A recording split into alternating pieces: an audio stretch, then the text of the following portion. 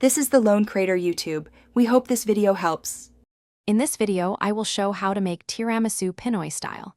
We'll dive right into creating this delightful dessert, starting with understanding the key components.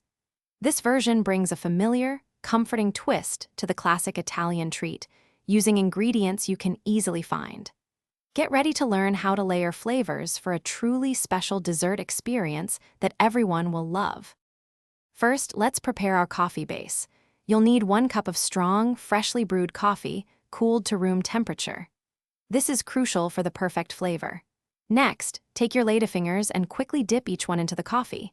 Be careful not to oversoak them. A quick dip on both sides is enough to keep them from becoming soggy.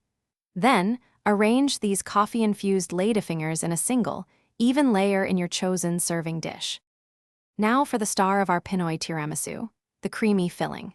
In a bowl, beat 8 ounces of softened cream cheese with 1/2 cup of granulated sugar until the mixture is light and smooth.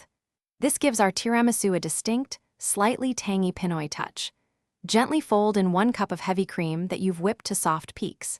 This step ensures your cream layer is wonderfully airy and rich, ready to complement the coffee-soaked ladyfingers.